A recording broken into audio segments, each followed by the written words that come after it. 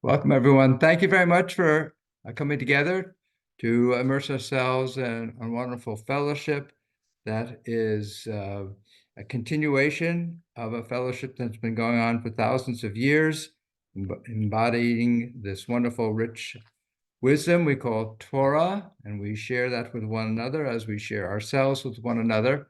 This week we are in Parshat Tetzaveh, which is in the book of Exodus. Begins with chapter 27 and verse 20. We will read through the English translation of our portion. I'll share with you a focused study about it. We'll then have our collective collaborative conversation about it.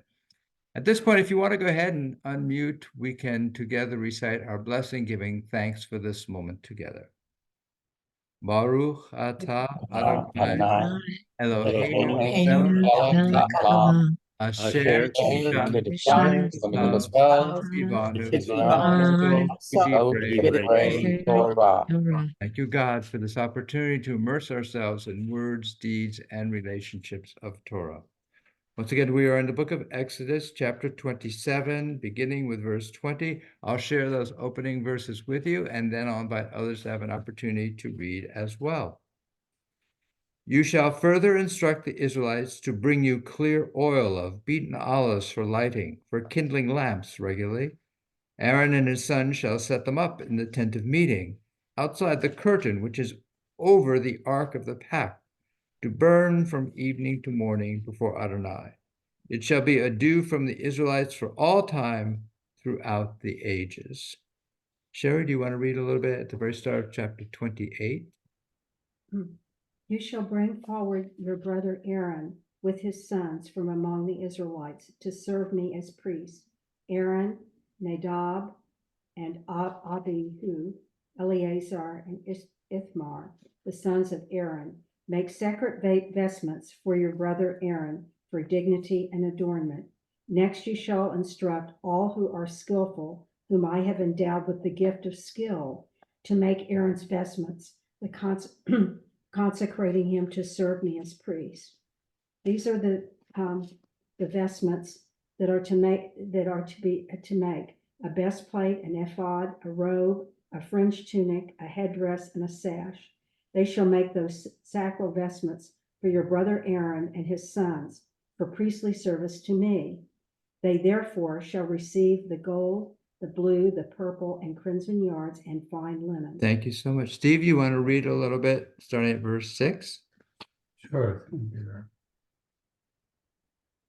They shall make the ephod of gold, of blue, purple, and crimson yarns, and of fine twisted linen, worked into designs. It shall have 2 shoulder pieces attached. They shall be attached at its 2 ends, and the decorated band that is upon it shall be made like it, of 1 piece with it, of gold, of blue, purple, and crimson yarns, and of fine twisted linen. Then take 2 lazuli stones and engrave on them the names of the sons of Israel, 6 of their names on 1 stone, and the names of the remaining 6 on the other stone in the order of the birth.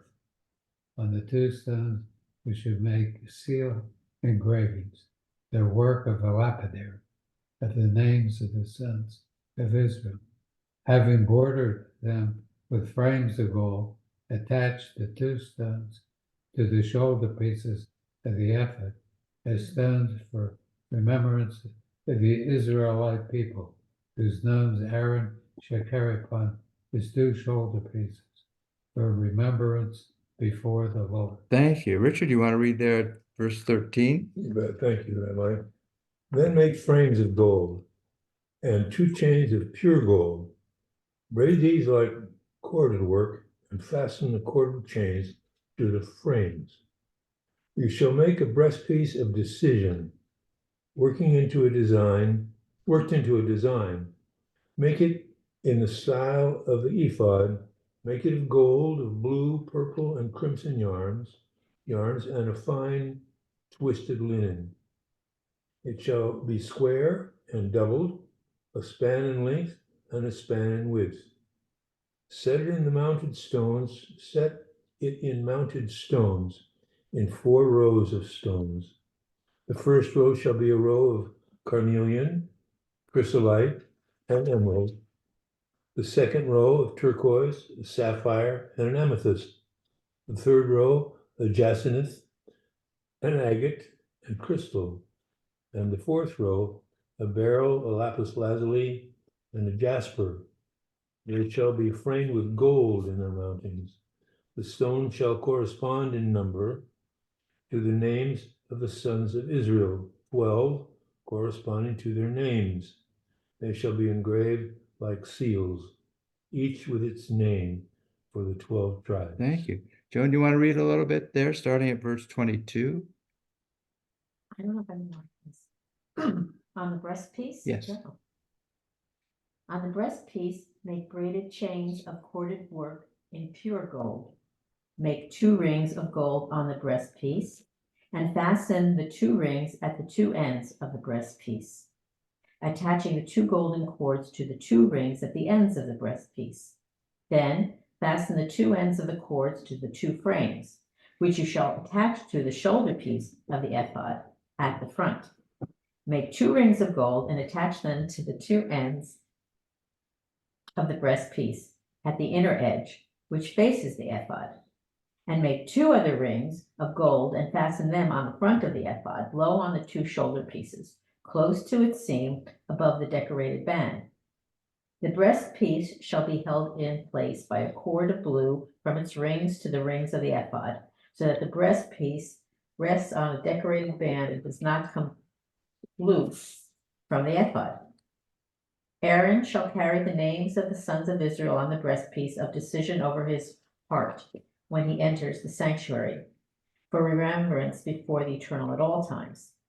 Inside the breastpiece of decision, you shall place the Urim and the Thummim, so that they are over Aaron's heart when he comes before the Eternal. Thus Aaron shall carry the instrument of decision for the Israelites over his heart before the Eternal at all times. Thank you. June, would you like to read starting at verse 31? Thank you, Rabbi. You shall make the robe of the ephod of pure blue. The opening for the head shall be in the middle of it. The opening shall have a binding of woven work round about. It shall be like the opening of a coat of mail, so that it does not tear. On its hem, make pomegranates of blue, purple, and crimson yarns all around the hem, with bells of gold between them all around. A golden bell and a pomegranate, a golden bell and a pomegranate, all around the hem of the robe. Aaron shall wear it while officiating, so that the sound of it is heard when he comes into the sanctuary before the Lord, and when he goes out, that he may not die. Mm-hmm. You shall make a frontlet of pure gold, and engrave on it the seal inscription, Holy to the Lord. Suspend it on a cord of blue, so that it may remain on the headdress. It shall remain at the front of the headdress. It shall be on Aaron's forehead, that Aaron may take away any sin arising from the holy things that the Israelites consecrate, from any of their sacred donations. It shall be on his forehead at all times, to win acceptance for them before the Lord. You shall make the fringed tunic of fine linen. You shall make the headdress of fine linen. You shall make the sash of embroidered work. And for Aaron's sons also you shall make tunics, and make sashes for them, and make turbans for them, for dignity and adornment. Put these on your brother Aaron and on his sons as well. Anoint them and ordain them and consecrate them to serve me as priests. You shall also make for them linen breeches to cover their nakedness. They shall extend from the hips to the thighs. They shall be worn by Aaron and his sons when they enter the tent of meeting, or when they approach the altar to officiate in the sanctuary, so that they do not incur punishment and die. It shall be a law for all time for him and for his offspring to come. Thank you, Jude. And David and Susan, would you like to continue there at the start of chapter 29? Yes, thank you. This is what you shall do to them in consecrating them to serve me as priests. Take a young bull of the herd and 2 rams without blemish. Also unleavened bread, unleavened cakes with oil mixed in, and unleavened wafers spread with oil. Make those of choice wheat flour. Place these in one basket and present them in the basket along with the bull and the 2 rams. Lead Aaron and his sons up to the entrance of the tent of meeting and wash them with water. Then take the vestments and clothe Aaron with the tunic, the robe of the ephod, and the breastpiece, and gird him with the decorated band of the ephod. Put the headdress on his head and place the holy diadem upon the headdress. Take the anointing oil and pour it on his head and anoint him. And you shall bring his sons forward, and you shall dress them in coats, and you shall belt them with a sash, Aaron and his sons, and put hats on for them. And they shall have priesthood as an eternal law. And you shall fill Aaron's hand and his son's hand. And you shall bring the bull forward in front of the tent of meeting, and Aaron and his sons shall lay their hands on the bull's head. And you shall slaughter the bull in front of Yud-Heh-Vav-Heh at the entrance of the tent of meeting. And you shall take some of the bull's blood and put it on the horns of the altar with your finger, and you shall spill all the blood at the base of the altar, and you shall take all of the fat that covers the inside, and the appendage on the liver, and the 2 kidneys, and the fat that is on them, and you shall burn them into smoke on the altar, and you shall burn the meat of the bull and its skin and its dung in fire outside the camp. It is a sin offering. Thank you so much. Mark, would you like to continue there at verse 15? Yes, thank you, Rabbi. Next, take the 1 ram, and let Aaron and his sons lay their hands upon the ram's head. Slaughter the ram and take its blood, and dash it against all sides of the altar. Cut up the ram into sections, wash its entrails and legs, and put them with its quarters and its head. Turn all of the ram into smoke upon the altar. It is a burnt offering to the Lord, a pleasing odor, and offering by fire to the Lord. Then take the other ram, and let Aaron and his sons lay their hands upon the ram's head. Slaughter the ram, take some of its blood and put it on the ridge of Aaron's right ear, and on the ridges of his sons' right ears, and on the thumbs of their right hands, and on the big toes of their right feet, and dash the rest of the blood against every side of the altar round about. Take some of the blood that is on the altar and some of the anointing oil, and sprinkle upon Aaron and his vestments, and also upon his sons and his sons' vestments. Thus shall he and his vestments be holy, as well as his sons and his sons' vestments. Thank you. And Marty Kinnisberg, would you like to read a little bit starting at verse 22? Yes, thank you. You shall take from the ram the fat parts, the broad tail, the fat that covers the entrails, protuberance on the liver, the 2 kidneys with the fat on them, and the right thigh, for this is a ram of ordination. Add 1 flat loaf of bread, 1 cake of oil bread, and 1 wafer from the basket of unleavened bread that is before the Lord. Place all these on the palms of Aaron and his sons, and offer them as an elevation offering before the Lord. Take them from their hands and turn them into smoke upon the altar with the burnt offering, as a pleasing odor before the Lord. It is an offering by fire to the Lord. Thank you. Then Thank take you. the breast of Oh, go ahead. Please continue. I'm sorry. I'm sorry. Then take the breast of Aaron's ram of ordination and offer it as an elevation offering, Lord. It shall be your portion. Consecrate the breast that was offered as an elevation offering, and the thigh that was offered as a gift offering from the ram of ordination,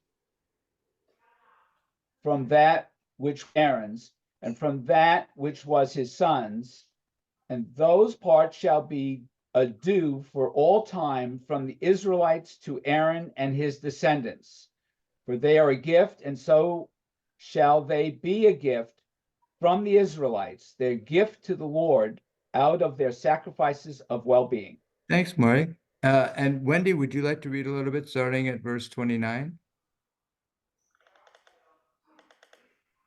Yes, thank you. The sacred vestments of Aaron shall pass on to his sons after him, for them to be anointed and ordained, and he among his sons who becomes priest in his stead, who enters the tent of meeting to officiate within the sanctuary, shall wear them 7 days. You shall take the ram of ordination and boil its flesh in the sacred precinct. And Aaron and his sons shall eat the flesh of the ram and the bread that is in the basket at the entrance of the tent of meeting. These things shall be eaten only by those for whom expiation was made with them when they were ordained and consecrated. They may not be eaten by a layman, for they are holy. And if any of the flesh of ordination or any of the bread is left until morning, you shall put what is left to the fire. It shall not be eaten, for it is holy. Thank you, Wendy. Jim, would you like to read a little bit starting at verse 35? Thank you, Rabbi. Thus you shall do to Aaron and his sons, just as I have commanded you. You shall ordain them through 7 days, and each day you shall prepare a bull as a sin offering for expiation. You shall purge the altar by performing purification upon it, and you shall anoint it to consecrate it. 7 days you shall perform purification for the altar to consecrate it, and the altar shall become most holy. Whatever touches the altar shall become consecrated. Now this is what you shall offer upon the altar: 2 yearling lambs each day regularly. You shall offer 1 lamb in the morning, and you shall offer the other lamb at twilight. There shall be 1/10 of a measure of choice flour with 1/4 of a hin of beaten oil, and a libation of a 1/4 hin of wine for 1 lamb. And you shall offer the other lamb at twilight, repeating with it the meal offering of the morning with its libation. An offering by fire for pleasing odor to Adonai, a regular burnt offering throughout the generations at the entrance of the tent of meetings before Adonai. For there I will meet with you, and there I will speak with you, and there I will meet with the Israelites, and it shall be sanctified by my presence. I will sanctify the tent of meeting and the altar, and I will consecrate Aaron and his sons to serve me as priests. I will abide among the Israelites, and I will be their God, and they shall know that I, Adonai, am their God, who brought them out of the land of Egypt, that I might abide among them. I, Adonai, their God. Thank you so much. Robert, would you like to continue there at the very start of chapter 30? Yes, thank you. And thou shalt make an altar to burn incense upon, of shittim wood shalt thou make it. A cubit shall be the length thereof, and a cubit the breadth thereof. 4 square shall it be, and 2 cubits shall be the height thereof. The horns thereof shall be of the same. And thou shalt overlay it with pure gold, the top thereof, and the sides thereof round about, and the horns thereof. And thou shalt make unto it a crown of gold round about. And 2 golden rings shalt thou make to it under the crown of it, by the 2 corners thereof. Upon the 2 sides of it shalt thou make it, and they shall be for places for the staves to bear it withal. And thou shalt make the staves of shittim wood and overlay them with gold. And thou shalt put it before the veil that is by the ark of the testimony, before the mercy seat that is over the testimony, where I will meet with thee. And Aaron shall burn thereon sweet incense every morning when he dresseth the lamps, he shall burn incense upon it. And when Aaron lighteth the lamps at even, he shall burn incense upon it, a perpetual incense before the Lord throughout your generations. Ye shall offer no strange incense thereon, nor burnt sacrifice, nor meat offering, neither shall ye pour drink offering thereon. And Aaron shall make an atonement upon the horns of it once in a year with the blood of the sin offering of atonements. Once in the year shall he make atonement upon it throughout your generations. It is most holy unto the Lord.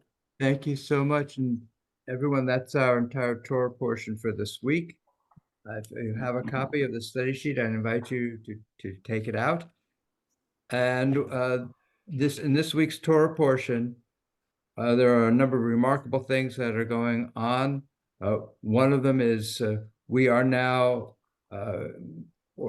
reading a text having to do with the ordination and the dressing of the priests, just as we have read previously texts about the ordination and the dressing of the Mishkan itself. So both the dwelling place for God and those who are serving this dwelling place are to be particularly and beautifully endraped, and there's a process for both of those to be ordained and inaugurated.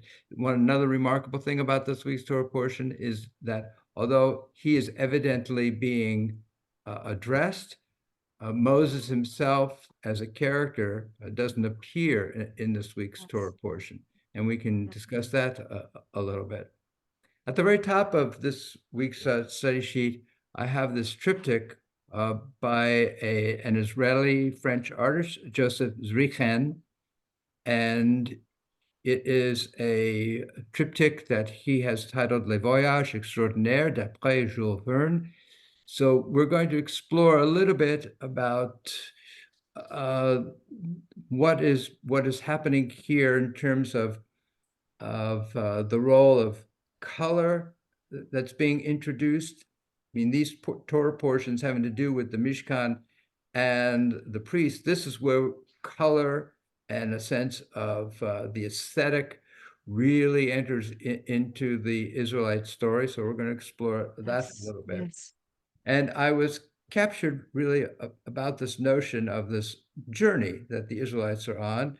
And so I've taken a look back at what Jules Verne did, and he wrote a series of novels which took place over more than 40 years to write all of them. And he called that entire series Les Voyages Extraordinaires, Extraordinary Voyages. And here is what Jules Verne wrote to his publisher about this project. It is my intention to complete, before my working days are done, a series which shall conclude in story form my whole survey of the world's surface and the heavens. Now, we have probably all read at least some of these novels that went into constituting this series called Extraordinary Voyages. They include Journey to the Center of the Earth, 80 Days Around the World, To the Earth and Back, and a series of others. So there are a total of 54 novels in this series, Extraordinary Voyages. And I just thought it was fascinating that that's the same number as there are Torah portions that try to encapsulate this survey of what is on the earth and what is in the heavens above. And what significant about Jules Verne is that he was quite clear that he was not engaging in what was becoming known as science fiction. He distinguished himself and his work from that of H.G. Wells, for example. Jules Verne was quite committed to and quite proud of the fact that he was delving into existing science. And what he was doing, and with these fantastic voyages, extraordinary voyages, he was taking people to places that people knew existed, but they had not experienced, and certainly not experienced in the dimension that he was revealing to readers. So he was taking the known places, but he was taking them to these known places in a way that enabled them to engage them in a fantastic way, but not as a bit of fantasy, but as a way to deepen their sense of what that reality is. So for him, these were stories not meant as escapes from reality, but they were stories designed to gain a deeper understanding of reality and even to be able to participate more creatively in that reality. And so a French scholar, Lionel Dupuy, talked about this Jules Verne's work in this way. He says, in extraordinary voyages, the passage from reality to imagination and back is encouraged by the emergence of a marvelous that we can call geographical. So I love this notion that Dupuy is introducing us to about how important it was for Verne to be grounded in the science of things as they existed. And he used that as a launching point to take us into a stratosphere that we might call the imagination, so that we might experience something in a wondrous way, not as a way to take us away from that reality, but to allow us to return to that reality with a deeper sense of what it was all about, and perhaps to be more joyfully participatory in that reality. So those are some of the themes, this notion about beginning in reality and then taking a wonderful, fantastic voyage deeper into that reality and then returning to that reality that I kind of want to play with a little bit in this bit of focus study. And so we find that our commentators are in a sense aware of that's in part what's happening in this week's Torah portion. So we have a series, a number of times in our portion, both this week and last week, where we get this, God provides this instruction to Moses to make certain things, whether it's the Mishkan or aspects of instruments that are to play a part in the Mishkan, in which God says, make it exactly as you were shown on the mountain. So first of all, we have this notion, we have this visual notion that somehow Moses has now been elevated. He has gone on a voyage of his own from ground level up to a mountaintop. And somehow on the mountaintop, he has encountered something that he's to bring back. And here again, the instruction is God saying to Moses, make all these things exactly as you were shown on the mountain. So our commentators are wondering about this, and they say, what exactly was Moses shown? And so we have this lovely midrash in which one rabbi says, when God told Moses, make me a Mishkan, should he not have erected 4 pegs and stretched the Mishkan tent over them?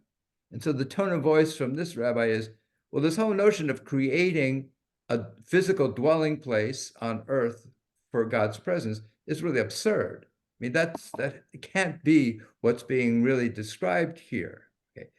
So then the Midrash goes on. So that's really not what's going on. Rather, it teaches you that God showed Moses up above a red fire, a green fire, a black fire, a white fire, and told him, make it according to the pattern that you were being shown on the mountain. So here's this Midrash saying, he wasn't shown an exact replica, an exact model of either the Mishkan or these other objects that are going to play a part in the Mishkan. Rather, he was shown something that's quite dynamic, actually something that has not only the capacity to create, but also the capacity to destroy, this fire. And Moses, in this midrash is now looking at this fire that he's being told, look, make it like this red fire, this green fire, this black fire, and this white fire. And Moses says to God, my God, can I make anything like these fires? God replied, blue, purple, and crimson yarns, fine linen. If you make what is above below, I shall leave my palace above and descend and condense my presence among them below. Wow.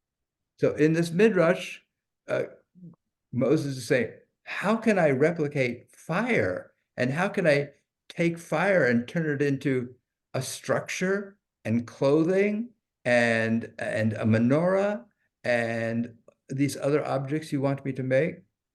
And so the divine response is, look, you have materials there on earth. You just need to use your imagination to make those things appear with the same level of dynamic energy as the fire that I'm showing you. So if I invite you to turn over, and we're going to explore now some of the key words that show up in this week's Torah portion. So the two key words that show up when the instructions of Moses about making the garments for the priests are kavod and tiferet. So let's explore these terms. So kavod is a term that appears elsewhere throughout Torah, but in the other places where it appears, it's referring to the glory of God. Only twice is it used as applying to human beings. And both of those times are here in our Torah portion, Parshat Tetzaveh. The other term that's being used this week that's rather unique is Tiferet. And the word Tiferet appears in Torah only 3 times. Twice in our Torah portion this week, and once in Deuteronomy in chapter 26. And in all of those 3 times, it's describing how human beings are either physically enrobed or how they are perhaps characteristically or spiritually endowed. So we have 2 terms, one kavod, which is a term referring to the Spirit of God, which here is now being applied to human beings, namely the priests, and tiferet, which is a quality of human beings. So one a term referring to God's essence and another term appearing to human essence. So somehow those 2 terms are now coming together in this enterprise of priestly endowment. So I'd like to just take us now into some more contemporary commentary as we're kind of exploring this notion about Tiferet, which is the aesthetic dimension, the creative dimension that human beings have, which can be roughly translated as beauty, okay? So I would like to just play out a little bit more this notion about what's the relationship between this journey of reality, beauty, and then a return to earth. And so I'd like to take a couple of lines from a poem by Wallace Stevens called Angel Surrounded by Peasants. So peasants refers to now not just countrymen, but peasants, if you will. These are common folks. These are workers in the fields. And here's an excerpt from his poem.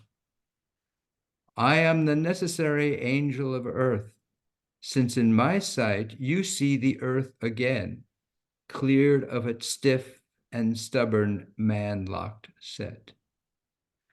We began by looking at Jules Verne, who was grounded in reality and science and took readers on fantastic voyages, not to remove them from being grounded in the earth, but to help them, in a sense, return after reading his novels to a greater appreciation of the wonders of the reality that we are a part of.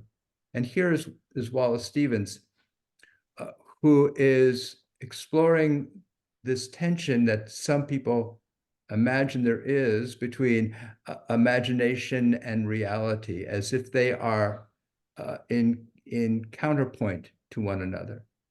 And Wallace Stevens controverts the notion that imagination is a counterpoint to reality, and instead he insists that the two are in an essential interplay. After this poem, he gave a lecture and developed it into a booklet called The Necessary Angel, Essays on Reality and the Imagination.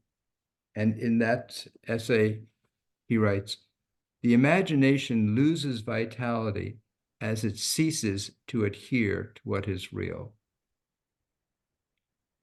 So I want to suggest that what we're playing with in this Torah portion is the introduction of the aesthetic dimension, the introduction of an acknowledgement of human creativity, and it is all part of this enterprise of inspiring imagination in order to be able to express that which is transcendent and to make it part of our reality. Oh, here's what Sigmund Freud says about imagination and reality. "For there is a way back from imagination to reality, and that is art." Interestingly enough, in this week's Haftarah portion, which is from the prophet Ezekiel, Ezekiel is having his own vision of what a third temple might look like. And it's quite extensive. It is quite wondrous, quite magical. And here is a verse that I just recognized and read and saw differently for the first time this year in preparation for our time together. And from this week's Haftarah, Ezekiel says, "Now you, O mortal, expound or tell Chagade a story of the house being the temple, the third temple." But what's caught my attention is that the word that's used here to sometimes translate as describe or report on, Chagade, comes from the Hebrew term for to tell, as in to tell a story. So we have, for example, from that, we have Haggadah and Agadah. These are these are stories, okay? And then we also have the word Magid. A Magid is a storyteller. So in a sense here, what I'm seeing for the first time in Ezekiel's words here are, it's up to you as a mortal being to tell a story, to be creative in your narrative. And when you do that, you'll be creating and describing and constructing a dwelling place for God.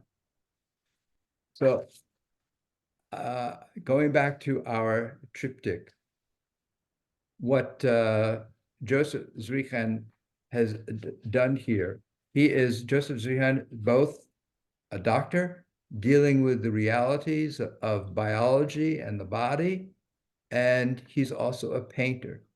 And he said, I'm a man of two passions. I am a man of passion. I deal with the human body. I service the human body, and I'm also a designer and a painter and describer of the soul, something that is intangible. And for him, these two things coexist. They complement one another. They are not in opposition to one another. And what he's done with the triptych is he's created these primary colors here, blue, yellow, and red, and each has its own panel. And then within each of those panels, there are these, I see them as biomorphic organisms that are moving about in each of these. And what's interesting about a triptych is that they each have each panel has its own identity, but a triptych is designed so that it can be folded in such a way that it becomes folded on top of one another, it becomes a single unit. And I thought about the third day of creation. And in the third day of creation is when the waters are gathered apart to one point so that land can come into existence. And as a result of water being separated and dry land becoming into existence, it allows vegetation to then begin to grow on the third day. So in a sense, perhaps what Zrikan has done is to remind us that although we have these differentiations in our reality, water, land, and vegetation, ultimately it's all sourced from one power. And so he has taken us on his own, if you will, journey from reality to imagination and back. And that, I believe, is what we're being instructed to do as well, to engage in our imaginations, to not to take us away from reality, but to help us appreciate it and engage with it ever more deeply. So with that, I'd love to know what you encountered in our journey together through this week's Torah portion. I see David, please go ahead. So especially the last 5 minutes or so has reminded me something that I encountered last year studying the construction of the temple. It was that this was a lady getting her PhD in something Jewish that required her to study these Torah sections. And what one of the things she encountered in her explorations was the practice of Tibetan monks creating sand mandalas, where a master would give them a drawing and then they would fill in the drawing with sand. But what she discovered was, as they lived the practice, in their minds, they created, they're called healing mandalas, but this is what surprised me. They imagined as they were drawing a heavenly palace that they constructed independently. Each time they did it, something different based on what they were doing with the colored sand in this practice. David, what you also reminded me about is in one of our previous sessions, we were looking at Jackson Pollock painting, and we just talked about how Jackson Pollock was greatly influenced by having observed Native Americans creating sand paintings.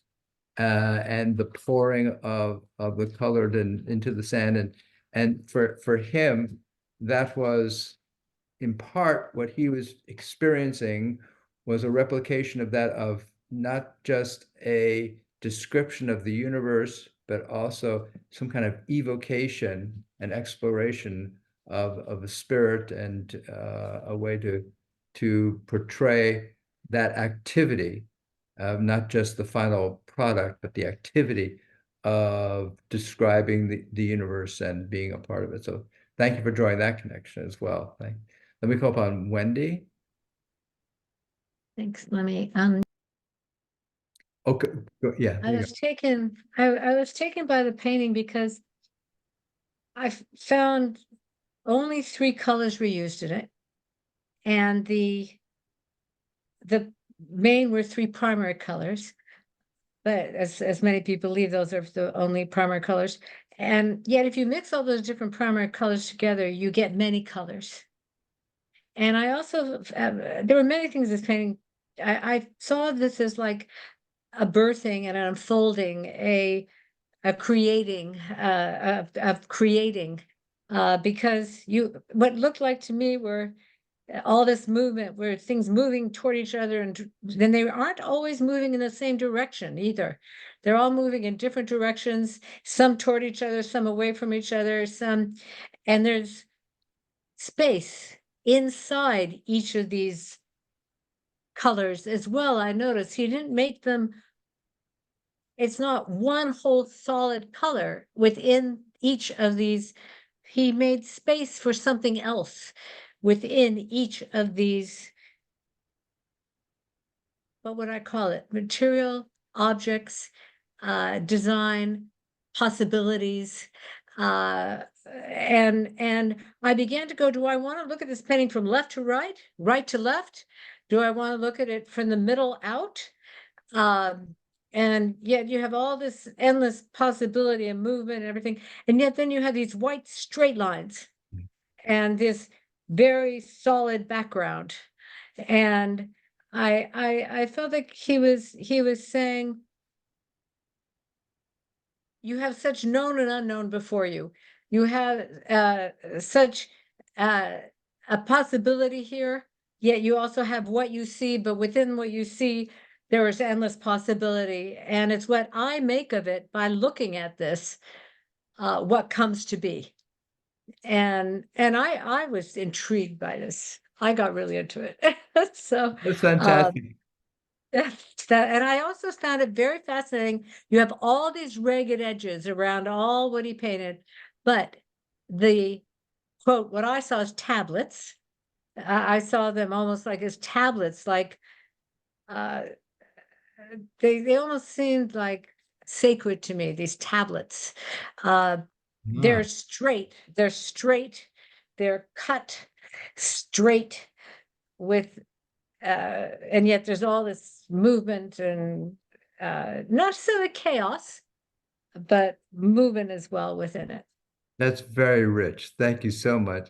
I love so many things that you've introduced into the conversation. First, this notion about the tablets, these which of course evokes a set of tablets that we've encountered it just in our recent readings, and the notion about it's almost as if we're looking through a microscope, uh, and we're seeing these teeming life forms. Yes. And that notion of teeming is the feeling one gets from reading the story of creation. This life is just teeming about, and that same sense is also conveyed in the opening chapter of the Exodus, where once again life is teeming about. So thanks very much for bringing all that to our attention. Sure. Mark Thank you. Thompson. Yeah, thank you, Wendy. Mark Thompson. Hi. I'm just fascinated with this connection between imagination and reality, because I think there's a tendency for us to want to separate it, to find authenticity as opposed to fantasy. But I mean, just what we're doing every week in discussing each Torah portion, we're using our imaginations to convey meaning from each portion. And what I was thinking about is a couple of things. First, this Urim and Tumim, we don't really know what that is. So we kind of have to use our imagination to figure out what it does mean. And I know in some traditions, it's become kind of a concrete object, like Latter-day Saints, for example. The Urim and Tumim, Joseph Smith imagined them to be stones, diadems, or diamonds, or something like that when he discovered the golden tablets. And yet we don't really have a definition of what Urim and Tumim is. So I'd love to engage him. What does that mean? I mean, why bring out without having a discussion about it? So I'd love to. The other thing is, I was thinking about as an author, historical fiction really is you're taking historical fact, and then when you're bringing characters into the story, you're creating these characters out of nothing to make the history come alive. And so I totally related to that as an author. Thank you, Mark. That's great. Okay. Anyone here? But Urim and Tumim, if we could get into that, that would be interesting to me. Yeah, Richard. I've been reading this book that I told you about, the spell of the sensuous. the notion that there's nothing here but this painted wall or objects out in the world, objects that are objects, and we're the subjects that give the meaning. It may be that I want to go with Dewey's art as experience. We talked about there's the object, so-called object of art and the viewer, but the object of art is not the painting. The object of art is the transaction between the viewer and the painting. Remember the lunch on the grass? When I looked at that and I saw the naked lady and her consort next to her, they were focused right at me. And I could feel some energy going on that I was getting out of reading this. And this applies to, you said about imagination and reality. Well, I don't know that there is such a thing as reality other than what we make of being here. And the more open our heart is to this recipe for the colors and so forth, these sacred objects, and even the stock of Zadok, all of that is waking something up to give us the energy to see what's really there, so to speak, as opposed to we're going to make it up or imagine something. But there's something there at the level between abstract and abstruse and spirituality that gets us to reckon who we are in this universe. And I think this is what the story about is, coming out with the work of art of what the universe is. We get there by the way in which we look and transact with what we say is an object out there. But the object is really our relationship with it. And I think that this is what, and who came up with these wonderful recipes for us to have in the mandala that we're putzing around with. And as we do that, whoa, another level of the formation of our, and the synchronicity with our neurology gets in, and then we begin seeing the world for what it really is. Thank you, Richard. Okay, let me call upon Joan and then I'll call upon Robert and Norman. Yeah. You can't see me, but I am here. So as you were all been talking both this week and last week, I don't see that when I read this portion. And yet, the more I ponder it, maybe there is a connection. What I don't see, there's so much discussion of blood. And when I say blood, I'm not talking about violence or anything, just blood. And that most of the portion, well, a half of the portion is about chaos and is about the splattering of blood everywhere. There are so many animals that are slaughtered, and there's so much blood that is released during the sacrifices and on the altar, and it's everywhere. And what's remarkable to me is the whole first half of the portion is about creating beautiful works of art, where there's a big discussion about the threads and the linen and the jewels and the colors with precise, I mean, you could feel the intensity and the glory of the colors. It's beautiful. And then the next half, it's just this complete, it's just, everything's going to be covered in blood. I mean, they're going to have to wear those things for 7 days. They're just laden with it. I mean, it's, and they never talk about, this is, they're wandering, right? So, I mean, I don't know if you should take this literally, but you have to get cleaned up and then you do it again. It isn't just this first time. So I'm trying to figure that all out while you're talking about all this other stuff. And then I realized what it is it's about chaos and order. Okay. That the creation of the vestments and the you know, when you really think about it, every thread and every jewel and how it's adorning the body it's so precise. I mean, it isn't random. You know, when Jackson Pollock, it wasn't random. You know, right? And the mandalas, it's not random. Right. It's very, very I'm going on too long. It's very Intentional. intentional. Thank you. Very intentional. And when we start to do what we're commanded to do, like God says, you now have to slaughter all these animals. This is the practice. This is the practice. And the practice is completely chaos. It's Great, right. great. So, I can stop. so let me just, this is fascinating, and I want to add maybe another insight or another possibility for what is happening. So I had my annual checkup with my doctor last week, and my doctor said to me, okay, so I'm going to put it in order for you to have some blood work done, have a blood panel done.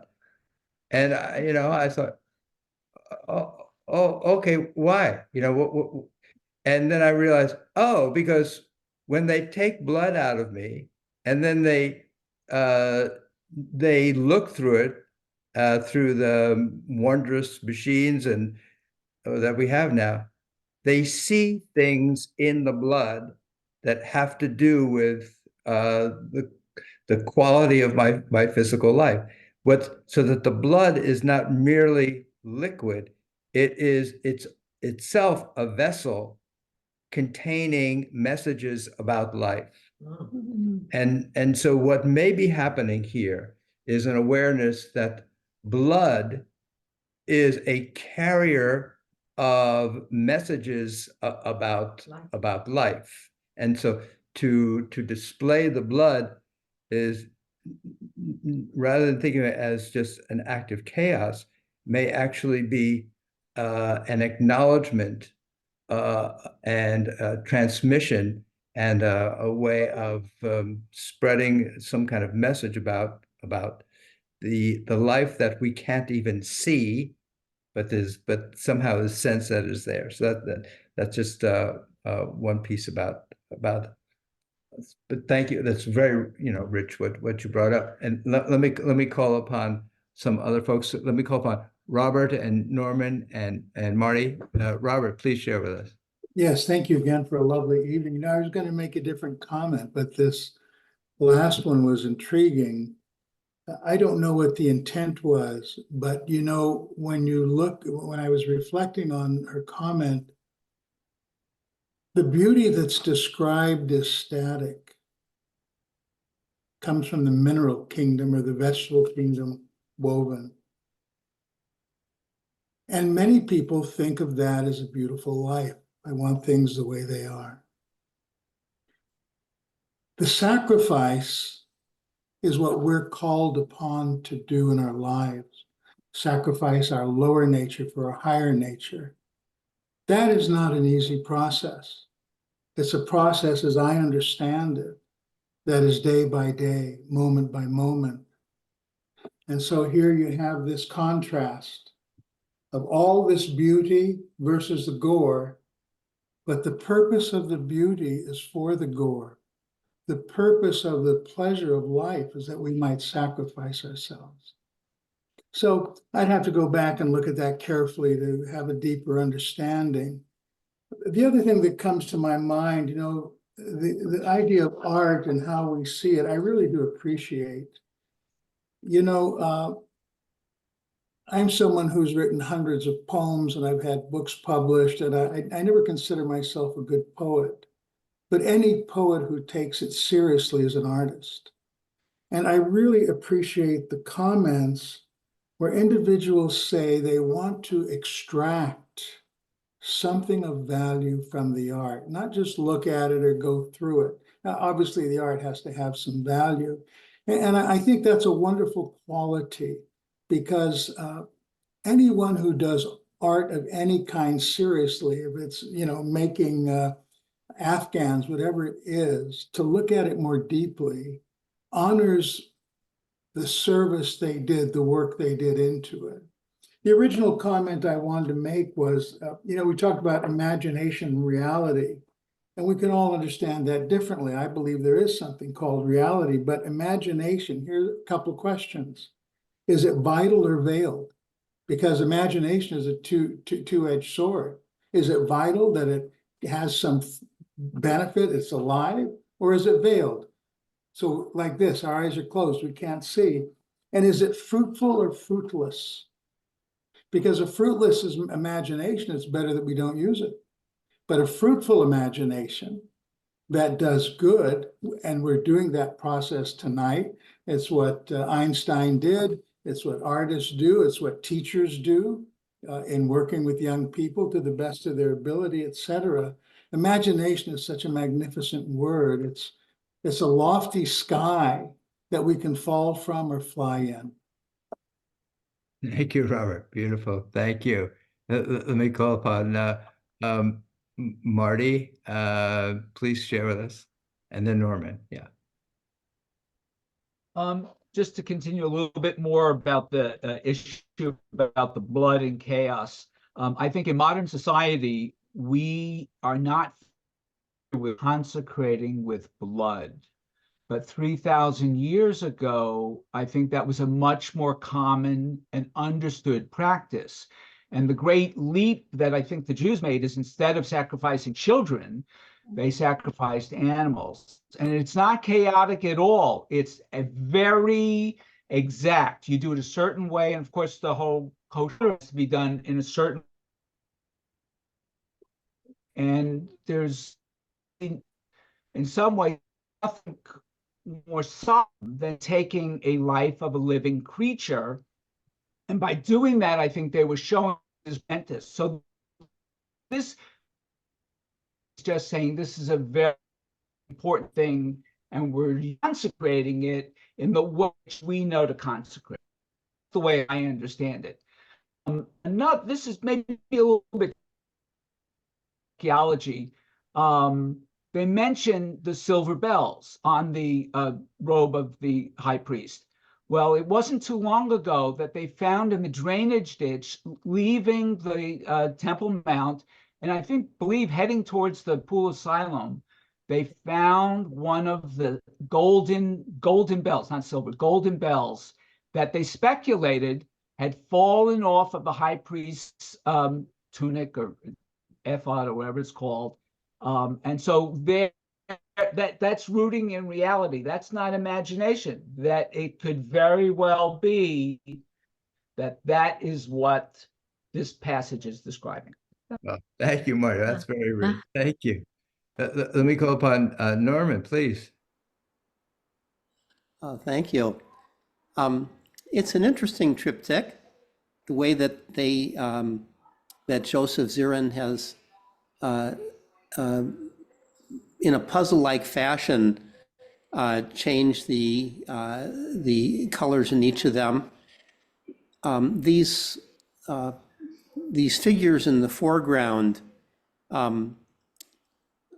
relate to each other. The shapes aren't exactly recreated in each of the triptychs, but some of them are similar to each other. So they kind of communicate and talk with each other, and that's where I start. Then I'm asking myself, what does this have to do with the Parsha? This triptych with these abstract things here, what does it have to do with the Parsha, and where my imagination takes me? That the items in the foreground are all the specific details of the objects that have been prescribed to be built and created and crafted for the Mishkan. And then there's the background. The background is not a featureless plane. It's not a featureless yellow or red and probably blue, although at least on my viewer, the blue looks more uniform. But I suspect that if I saw the original of this, it would have some variation also. And in my imagination, the variation in the background is where the people come in. It's the people's, and much of this is intangible and things that are hard to define, but it's the people's reaction to the Mishkan, their thoughts, their feelings, their group energy, their spirituality. It's the way that they interact with the items in the foreground and what the whole process, the whole craft means to them. Well, thank you so much, Norman. That helps me to see the triptych itself in a whole different way. So thank you very much for adding to my understanding that way. I'm going to draw a little bit of conclusion for this very rich and imaginative conversation that we've had together by focusing on one contemporary aspect of it and one ancient aspect of it. The contemporary piece aspect of it is to go back to Wallace Stevens. So Wallace Stevens wrote his poem and wrote his essay, The Necessary Angel, during the early stages of World War II. And so he was dealing with what does it mean to be living in a time of crisis, and what is the role of an artist, a poet in particular, during a time of crisis, and what's the role of imagination. And for him, his sense was that one endures through a crisis to the extent one is able to activate one's imagination, to see beyond the end of things that sometimes a crisis represents. And the role of an artist in particular is to be able to inspire within others an activation of their own imaginations as a way to get through these times and to begin to craft, not just to think about, but to begin to live different possibilities than the ones that are currently dominant. So that's the contemporary piece. The other, going back to our portion itself, I remarked about how Moses is not named in this week's Torah portion. And in most of the traditional commentaries, they focus on, well, that's a demonstration of his humility, that he has somehow receded it into the background and allowed his brother to come to the foreground as the recipient of the mantle of being the high priest and so forth, and having these garments. Through our discussion, I've had a very different understanding, and that's this. We have been on this journey with Moses as the primary human character that we've been dealing with. And his absence here, in a sense, is a way to provoke us to use our imagination, either to place him in the setting, to imagine what he must be doing, what he must be feeling, having to acknowledge that it is his brother who's going to have this augmented and elevated role of the high priest, not he. And so here, well, where is he? What does he do? So this portion, which I want to suggest, introduces the very dimension of the aesthetic into the Israelite journey, which in a sense is getting us to think about imagination, is now also, by the absence of this character who's been so critical and central to the story so far, is also challenging our imagination. And I want to suggest that is what this whole portion is really driving us towards. It's the importance of imagination in crafting that which gets us along our journey of transition and transformation, and that we have the skill, we have the capacity within us to, as Wallace Stevens has instructed us, to move through these moments of transition and transformation and shift with a grace, and to be able to bring into the world kavod, to be able to bring into the world the Spirit of God. And I just want to say that I am so inspired by being part of you all as a community of readers and interpreters and commentators and artists and creative people to help bring the Spirit, that divine Spirit, into this world. Thank you so much. God bless you all, and I look forward to our next. Yeah, be well, everyone. Thank you. Thank Thank you. you. Thank Good you. night. Thank Thank you. you. Night, everyone. Good night.